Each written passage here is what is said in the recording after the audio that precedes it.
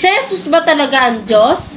Bakit siya pumayag na pahirapan at ipako sa krus? Hindi pinako si Kristo sa cross, di ano ka, ikaw ay mahuhulog sa impyerno. At tingnan nga natin sa 1 Timoteo 2, 5 hanggang 6. Tingnan natin. Benny, tingnan natin.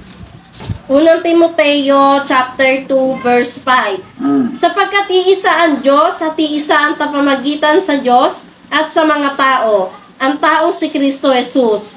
Inihandog niya ang kanyang buhay upang tubusin ang lahat mula sa kasalanan. Ang katotohanan ito ay pinatunayan sa takdang panahon.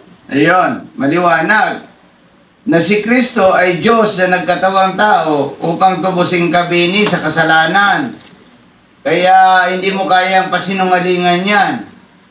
Marami baka natuturuan ka ng maling aral.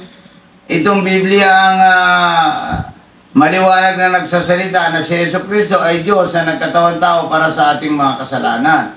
Namatay siya at siya ay tagapamagitan ng Diyos at sa tao. Ano bang ibig sabihin ng tagapamagitan?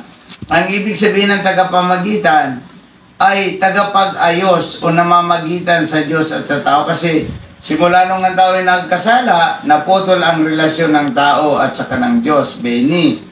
Kaya mag-ingat ka, Benny, sa mga maling aral na naglipa na ngayon sa buong mundo. Pag-ingat.